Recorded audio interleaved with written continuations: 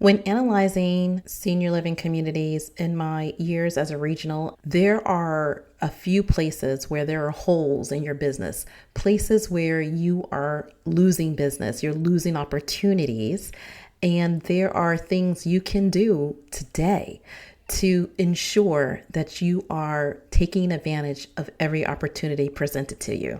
And today, that is what we're going to be going over as we kick off the 21 Days Senior Living Campaign. Stay tuned.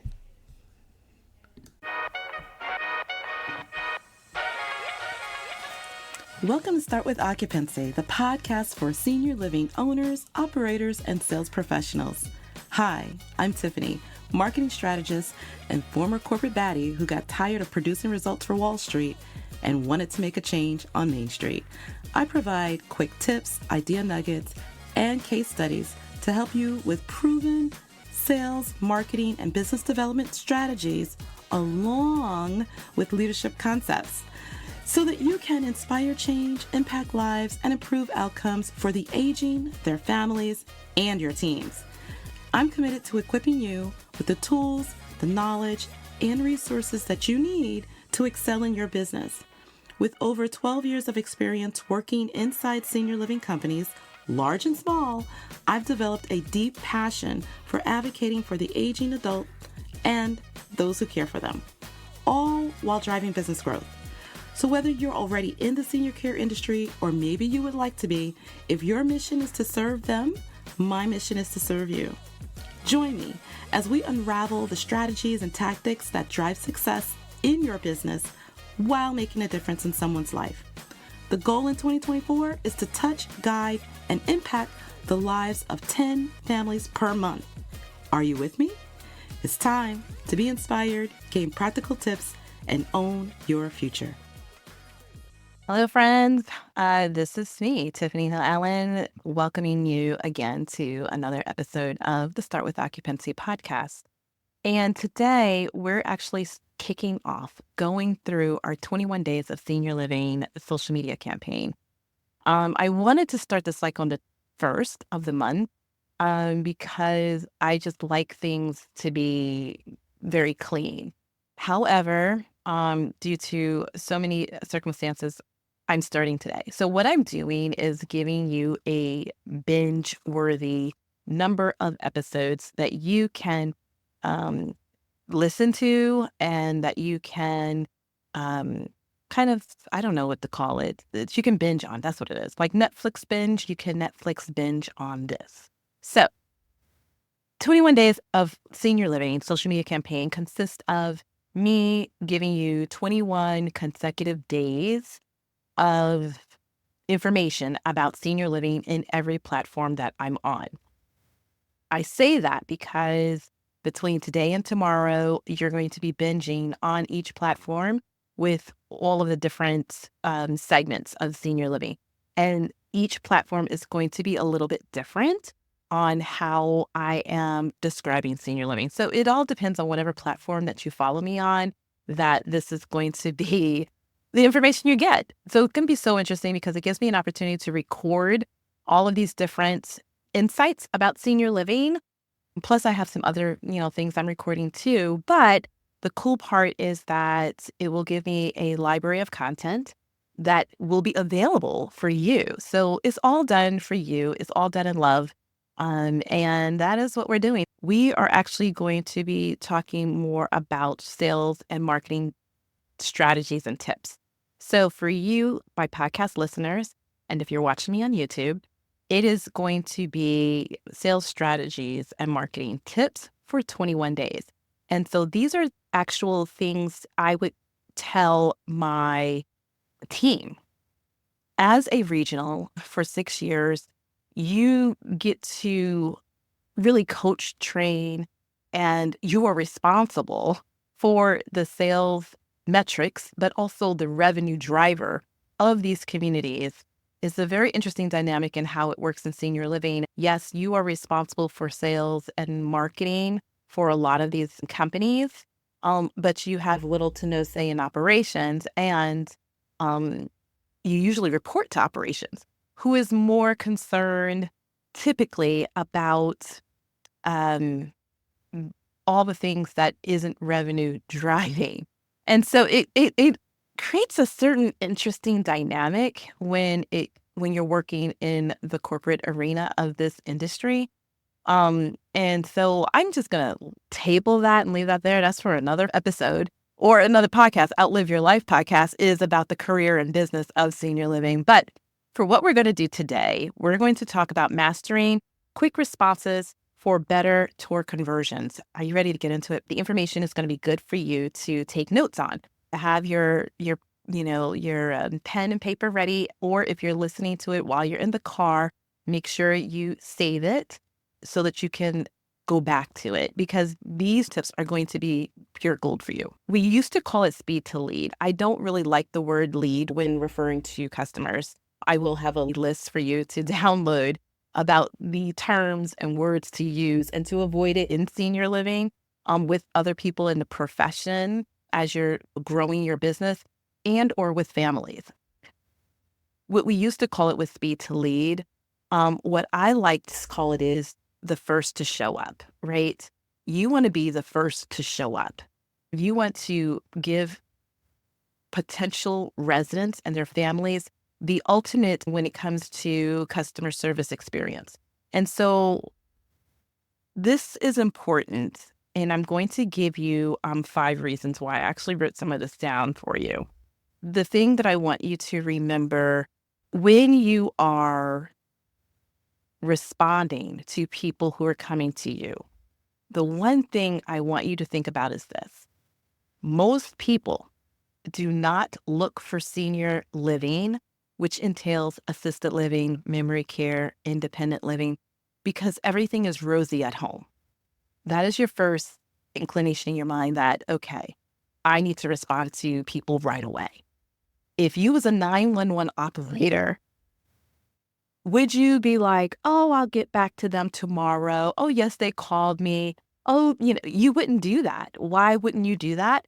Because you know that the need is urgent. Even if they may not say it is, for the person to call you about what is going on with their loved one and family member and to take that step immediately to me says that there's an urgent need in that person's household or with that person's loved one. When you are the first to respond to that inquiry that comes to you, question mark in their head, do I need senior living, or I think I need assisted living, or I might need help with my loved one who has dementia, the first thing to do and the first reason why you should respond immediately, number 1, is to establish rapport with the person. You want to give that person what is an example of what you're going to give them in care, which is first-class service. And how do you do that? Is by showing them that they are important, right? And you also get the opportunity to develop rapport first before anyone else. And I say that because most people, when they're looking at several places. They're usually going down a list, calling places to either get information or to set up appointments. So if you are the first to respond, meaning that they call you and you actually answer the phone and you actually start what we call discovery process, finding out what is going on in their loved one's life, whether it be their mom, their dad, sister, brother, uncle, grandma, whoever it is, then what will happen is that you have an opportunity and a chance. And I love to say it this way, you get to have their first introduction into this industry with them. Does that make sense? You get to be the person that is going to be the face of the industry for them. Let's say the first 5 calls, they have a bad taste in their mouth because people aren't available. They can't get their questions answered. The concierge was rude. And now you're the 4th person that they call. You automatically, with the tone of your voice, the smile that they can see over the phone, the care and concern that you can give them, you're now able to develop a rapport by asking amazing questions. You have more of a to be able to turn that inquiry, I'm at the beginning of my journey of looking through this, into an actual move-in. And that is the whole point of what you're doing. And so in order to have residents, that means you have to go through the steps from beginning to end when a family first contacts you, all the way through the end of their journey, to be the answer and the solution that they're needing in their life at this moment in time. So the first is to really be able to establish the rapport, make sure that you have that intact. Second reason is this: you get to solve their challenges first, right? If you are responsive, meaning that when they call, you or your staff is able to answer that call immediately, now you get to do the full discovery process and you get to help them in their journey to solve whatever's going on. Usually they're concerned about something that's happened in their loved one's life, is why they're reaching out to you, which we talked about, the 911. But now, by being the first to respond and first to talk through their challenges, now you are the first person who gets to, I always will say that, you'll see that, who gets to help them solve the questions they have in their mind. Is this the right time for my mom? Is this the right, and I'm going to use mom just as a general, but is this the right type of care that my mom needs? Is this the right price? Who do I go to find the cost? If you're all private pay and they're looking for something that's going to be Medicaid, you are the one who gets to say, hey, while we're not a Medicaid supported community, let me help you find the ones that are, and let me tell you who I partner with when people do call me. Number one, you're giving that great first impression to that person. Number two is when they say, you know what, to their neighbor or their colleague at work or whatever, even though this place wasn't for me, she was so helpful that she gave me the other places. You always want to leave that amazing customer experience for families and or for residents, because if it's independent living, it will be a prospective resident that will actually give you a call. We talked about the establishing a rapport is one reason why. Being able to solve their challenges and issues, their questions in their mind, is the second reason why it matters. The third reason, you have a higher rate of converting them into an actual move-in. The thing is that as you're helping families along their journey and as you become their go-to source and reliable information source and their resource, you have a better chance of helping that family move into your community, if it is the right fit. I'm always going to say that if it's the right fit, it has to be the right fit, at least in my mind, for a family to move in, because I want, number one, them to be happy. I want the resident to be happy. I want my staff to be able to care for them properly. And I want it to be a win-win for everyone. And so sometimes we have to work through that with families, with residents, with staff. But at the end of the day, you want to be the help and the support that family needs. And so by establishing the rapport sooner, by helping them to solve their challenges, you have a better chance of converting them into an actual move-in. The fourth reason is that it will give you a competitive edge. I will tell you, working in corporate for the big boxes, one of the things that I have found is, even in doing secret shops, by the way, I know I'm stopping my sentences here, but in doing secret shops, which I've done recently, as early as like Assisted Living Week, and what I have found is that a lot of times the bigger locations, while you may think they have the resources and the training and everything like that to answer people's phone calls right away, or to respond to those questions that they may have, much like we just talked about, solving their problems and their challenges that they're having with their loved ones, they're not. I remember one time doing a survey, and we did a shop in my company of all of the sales managers. We do this periodically. On average, the response rate of being able to get in contact with a person on the initial inquiry was only 67%. What that tells me is that there is a wide opportunity, and this was a really good organization, like very, very good in terms of training and support and resources.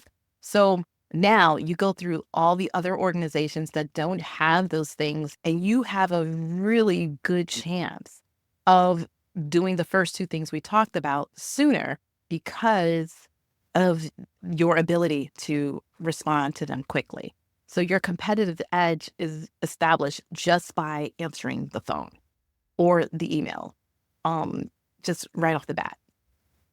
And lastly, it enhances the perceived value, meaning this: when somebody is calling around and you have a lovely voice, someone who's responsive, someone who is inviting, someone who you get to actually have conversation, sounds like they care.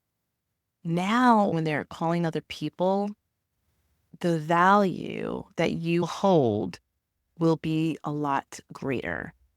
Because if you are this responsive when they're just asking questions, how much more responsive will you be when their mom, dad, uncle, grandma, whatever, live with you? And people are looking at places that aren't just a place where their loved one will live, but that will also be able to communicate to them if they have any questions, challenges, issues, or complaints later on down the line. And the more you're able to show that you are a responsive individual, the more confidence that they will have that even if something happens and they had a question or a complaint or a concern, you're building that confidence and that trust that you would be responsive even then. So these are the 5 reasons why what we call is speed matters when it comes to responding to the initial inquiry. I'm going to give you the detailed steps on how to do this. And I want you to take a look at this, right? You need to, as an owner operator, or if you're a sales professional, set up a sequence, like a protocol. For instance, if I owned a community, and what I used to tell my people, the phone should not ring more than 4 times. That should be, or 3 times. Like, you set that up so that everybody has the expectation and they know what to do. The second thing is, what is the initial response from anyone who answers the phone? A lot of times people leave what I call the basics up to their staff to figure out. When you go to places that are high in customer service, they do not leave any ambiguity for their staff to figure it out. You think about Chick-fil-A, you think about really high quality companies, maybe Apple, when you call in, they pretty much lay everything out. They have a full training program and they lay out what their expectations are. And so if you lay out your expectations, staff, the phone will not ring more than 3 times, no matter what. If that is your expectation, guess what? Now you have a staff that's responsive. Staff, this is how you answer the phone. Hello, my name is, or it's a wonderful day at, or whatever you decide that you want. And we'll go through that down the line. But those are the things that helps to establish who you are and why you're different. And that is how you gain more residents.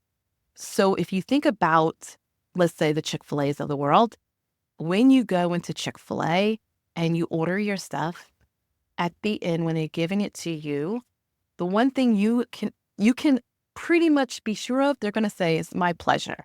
Like, that is what they do whenever you say thank you. It's my pleasure, or it's my pleasure to serve you. Like, because so many people say the same thing, that is a part of their training program. So my question to you is, what is a part of your training program, or how are you establishing that in your community? If you're a sales manager in a corporate environment, most times it is up to you. Get with your ED and start establishing what that culture is going to look like, because you are the driver for that. If you are an owner, an operator, or a manager, it is up to you to establish that with your team. So what does that look like? So you want to set up a protocol that the phone is going to ring, but so long. This is how you're going to answer. If somebody leaves a message, what is that protocol on the follow-up? If they did miss the call by any chance, do they call right back and say, hi, we missed this call. We wanted to call you back. Our manager's not available right now.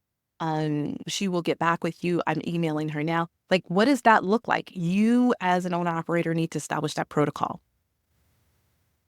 Personalize the initial response is what I said. Make sure that it has a warm tone to it. Make sure you talk to your employees what voice inflection looks like and sounds like. If you need training for that, I am available where I can do a quick training on how to answer phones. Like I said, I leave nothing up for people's ideas.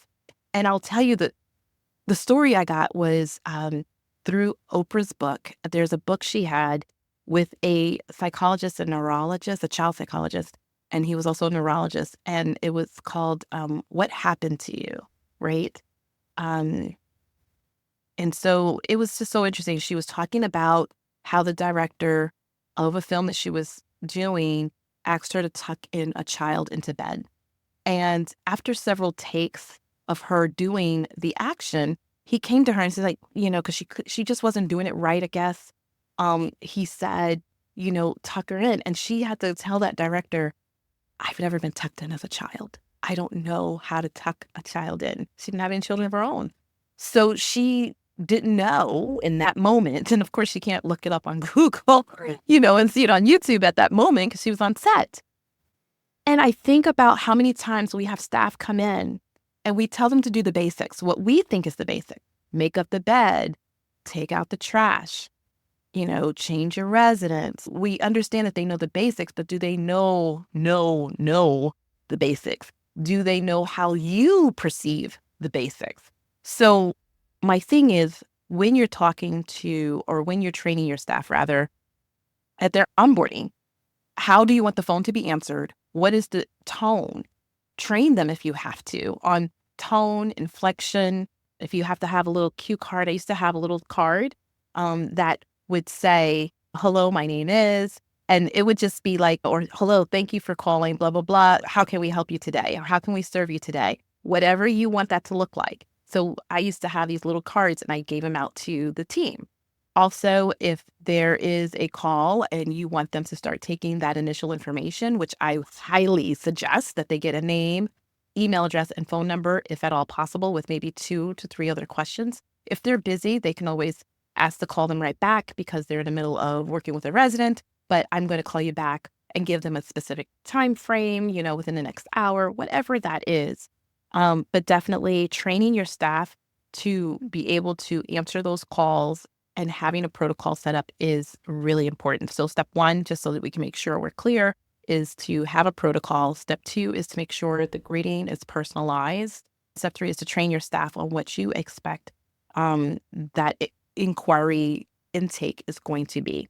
Emphasize to your staff that the quickness of responding to that inquiry is also super important. The 4th step is using some what they call as client relationship management tool, or CRM. The reason why I say this is important is because I have seen, especially more in the residential side, where people, and it happens in corporate too, with concierge, with the front reception desk person, they're using sticky notes, they're using pieces of paper that's ripped. That does not work when it comes to a good follow-up system. Sometimes they get lost and then families don't get in touch. And then they call back and say, well, I left a message. And now they're already aggravated because they're like, what do I have to do to find out information? Because I need something and some place to think about for my loved one. And this has become hard for me. And that is what they're saying. And it is our job, in my belief, that families are already going through enough stress and pressure of whatever's going on in their loved one's life, that it is up to us to try and alleviate that for them. And that is why we are providing our business as a solution for families. Making sure you have some type of CRM tool that's not just for that initial message, but also for what your follow-up sequence is going to be afterwards. What does that look like? When they initially call, did you invite them to come in to visit you? That should be on the first call, or second at least, right? And I say second, meaning that if the first one's just taking a message, the next call is to get all of what we call the discovery information, trying to discover what is going on in their life. At that point, that is where we're going to now say, okay, we would like for you to come in because we believe that we're a great fit for your loved one, and we want you to come in and see us. So what happens after then? will they come in? So now having a CRM is going to help you congregate all those leads, those inquiries, I should say, those customers into a system so that you can make sure that you follow up appropriately for each one. And what does that follow up look like? Again, there's a sequence for that.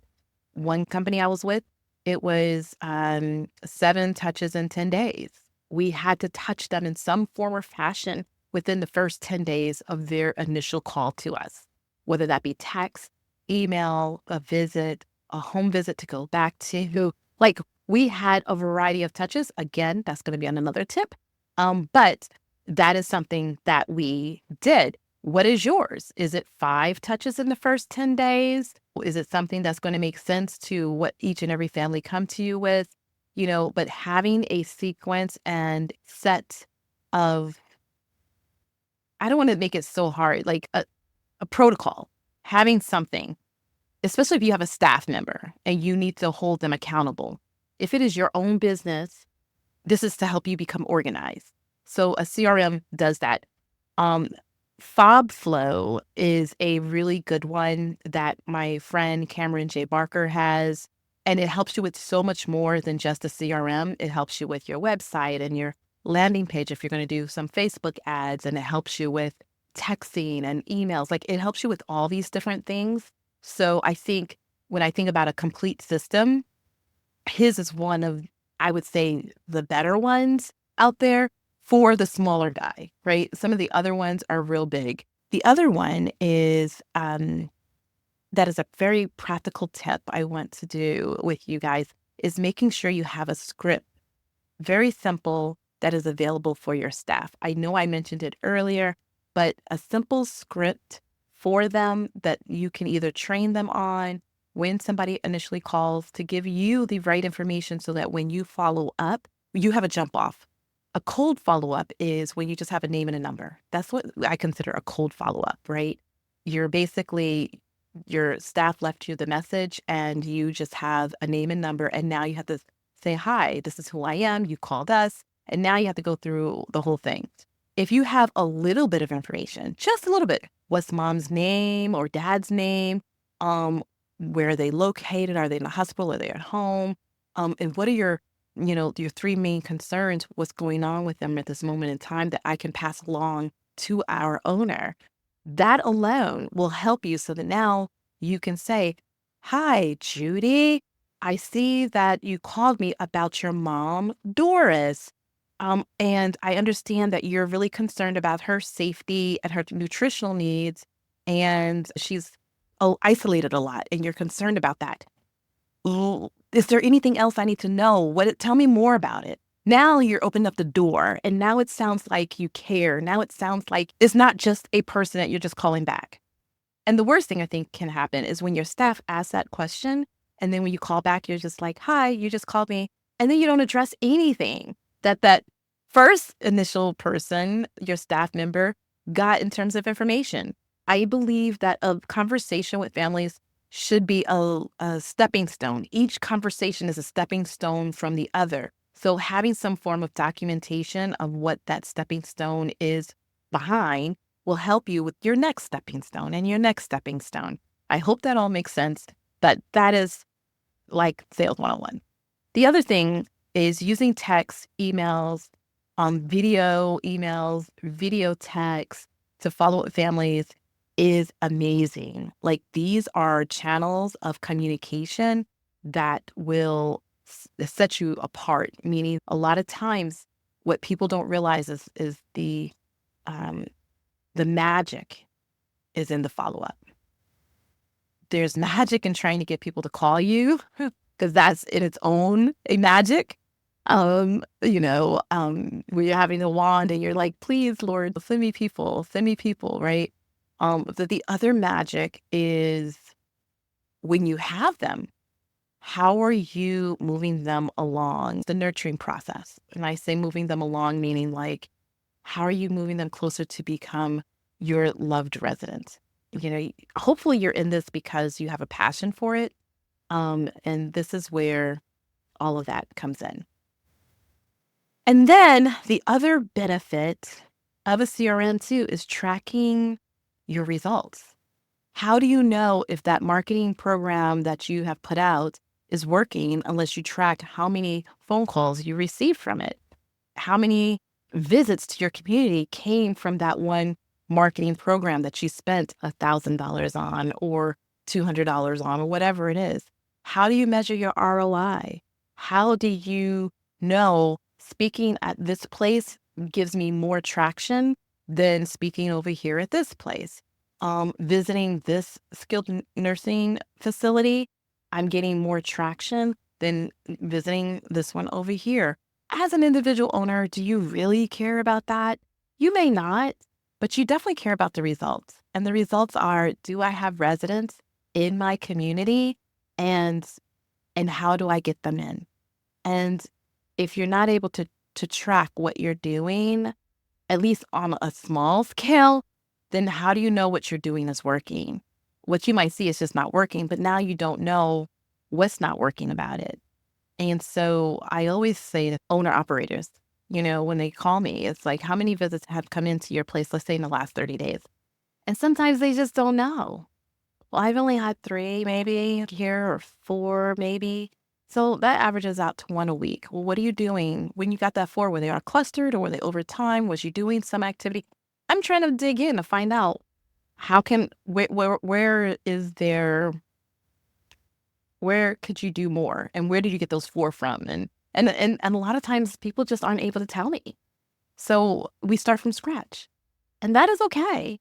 But the key is that when you're tracking your performance, you're tracking what's working and what's not. And it doesn't have to be as detailed as it is in corporate. I probably do not suggest it, but having something as simple as the FabFlow CRM would be a really great way of doing that. I hope this was helpful. What I'm going to do for you today is I'm going to have for you a quick response script and a checklist, some of the things that you should be thinking about. And so I will have that. I'll put it in the show notes for you below. And I thank you so much for your time. And I know it is very valuable and you're busy, but hopefully you would have found this super helpful. Well, don't miss out on any of the 21 strategies to help you achieve 100% occupancy. Just hit that subscribe button and you'll be the first to hear when new episodes come out, and you will never miss a tip, not only for these 21 days, but going forward. And if you can do me a huge favor, if this episode gave you some aha moments, I'd love for you to rate the podcast. Your reviews will help me so much. I read all of them and I love to hear your feedback. So thank you so very much. And don't forget to download the information and checklist. All right, you guys, have a wonderful day and a very successful week.